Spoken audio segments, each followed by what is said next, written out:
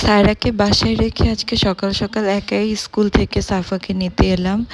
আমার ননসের জন্য কিছু জামা কাপড় কিনতে হবে, আপু বলেছিল কিনে পাঠানোর জন্য। আর এখানে আমার কাজটা যত তাড়াতাড়ি সম্ভব শেষ করে আমি বাসায় চলে যাব, কারণ আমার রান্না বসাতে হবে। আপনাদের ভাইয়া এখনও বাসায় সায়রার সাথে, আর সে দুপুরে খাবার নিয়ে বের হবে। এই তো আমি বাসায় এসেই ড্রেস চেঞ্জ করে এখানে করলা ভাজি বসিয়ে দিয়েছি, সাথে চিংড়ি মাছ দিয়ে দিচ্ছি। সুন্দর করে কষিয়ে নেব। করলা ভাজিতে আমি বেশি কোনো কিছুই দিই না, শুধু একটু হলুদ আর লবণ আর কাঁচামরিচ দিই। এই তো দেখুন সুন্দর করে এভাবে কষিয়ে নিচ্ছি। আর এই মুহূর্তে যারা আমার ভিডিওটি দেখছেন, যদি আমার ভিডিও আপনাদের ভালো লাগে তাহলে অবশ্যই লাইক, কমেন্টস এবং আমার চ্যানেলটি সাবস্ক্রাইব করে আমার পাশে থাকবেন। এই যে কাঁচামরিচগুলো দিয়ে দিলাম, সুন্দর করে কষিয়ে অল্প পরিমাণে এখানে আমি একটু টেস্টিং সল্ট দিয়ে নিলাম, কারণ করলার যে এক্সট্রা তিতা ভাবটা সেটা চলে যায় এই টেস্টিং সল্টটা অল্প একটু দিলে। সামান্য পরিমাণে আমি দিই, আপনারা চাইলে এটা স্কিপ করতে পারেন। এই তো এখন ভালো করে এটাকে নেড়ে দিচ্ছি একদম নিচ থেকে। এই মুহূর্তে যারা আমার ভিডিওটি দেখছেন, যদি আমার ভিডিও আপনাদের ভালো লাগে অবশ্যই লাইক, কমেন্টস এবং শেয়ার করে আমার পাশে থাকবেন।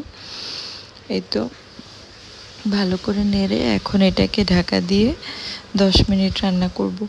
এদিকে আজকে আমার কারেন্ট চলে গিয়েছে, আমি এর গ্রাইন্ডারে আদা রসুন বাটতে পারছি না, তাই রুবি আপা যেগুলো কেটে দিয়ে গিয়েছিল আদা রসুন, সেগুলো থেকে অল্প পরিমাণে নিয়েছি এবং আমি চেষ্টা করছি পাটায় বাটার জন্য। আমি আসলে পাটায় অত ভালো বাটাবাটি করতে পারি না, আমার অভ্যাস নেই, তবুও চেষ্টা করছি। গরুর মাংস বসাবো, এদিকে বাটাবাটি করছি আর পাশে আমার করলা ভাজিটা হয়ে গেছে। এই তো এটা একটু নাড়াচাড়া করে আমি এখন চুলাটা অফ করে দিব। দেখুন কত সুন্দর হয়েছে, দেখতে অনেক লোভনীয় লাগছে। গ্রিনের মধ্যে চিংড়ি মাছগুলো একদম লাল লাল হয়ে আছে। অন্যদিকে আমার বাটাবাটি করা শেষ। ধুয়ে রাখা 1 কেজি গরুর মাংসের মধ্যে 1 কাপ পরিমাণ পেঁয়াজ দিয়ে আদা রসুন বাটাটুকু সম্পূর্ণ দিয়ে দিব। 1 চামচ পরিমাণে হলুদ গুঁড়ো, 1.5 চামচ পরিমাণে দিয়ে দিব মরিচ গুঁড়ো, দিয়ে দিব পরিমাণ মতো জিরার ফাঁকি এবং দিয়ে দিব গরম মশলা পাউডার।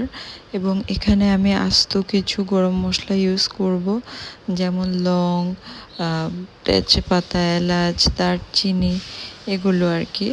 একে একে সব দিয়ে দিব এবং পরিমাণ মতো সয়াবিন তেল দিয়ে দিব। আপনারা চাইলে এই রান্নাটা সরিষার তেলেও করতে পারেন, অনেক ভালো হয়। এই তো আমি এখন এই গরুর মাংসটাকে ভালো করে মেখে নিব। ততক্ষণ পর্যন্ত মাখাবো যতক্ষণ পর্যন্ত পেঁয়াজটা নরম হয়ে না যায় আর সব মশলাগুলো মাংসের গায়ে গায়ে লেগে যায়। আমার মনে হচ্ছে এখানে তেলের পরিমাণটা একটু কম হয়েছে, তাই সামান্য পরিমাণে আমি আর একটু তেল দিয়ে নিব। আপনারাও এটা মাখার সময় বুঝে নেবেন যে তেলটা আসলে ঠিক হয়েছে কিনা। এই তো দেখুন সুন্দর করে মেখে দিচ্ছি। আপুরা, ভাইয়ারা, আমি আবারও বলি, এই মুহূর্তে যারা আমার ভিডিওটি দেখছেন অবশ্যই লাইক, কমেন্টস এবং শেয়ার করে আমার পাশে থাকবেন। এই তো আমার গরু মাংস মাখানো শেষ, এটা আমি পাশে রেখে এখন পাটাটা একটু ধুয়ে নিচ্ছি। পাটাটা ধোয়া হয়ে গেলে আমি চুলায় গরু মাংস বসিয়ে ভালো করে কষিয়ে নিব। এই তো কিছুক্ষণ পর ফিরে এসে আমার গরু মাংস কষানো শেষ। আগে থেকে করে রাখা গরম পানি আমি এর মধ্যে দিয়ে দিব এবং 20 থেকে 25 মিনিট জাল করে নিব। আর এইদিকে আমার বুড়ি আর আমার ভাইয়ের মেয়ে ওরা বসে বসে শাকচুন্নির কার্টুন দেখছে। আমার মামা নিয়ে এসেছে ওদেরকে। আজকের জন্য এতটুকুই, ভালো থাকবেন।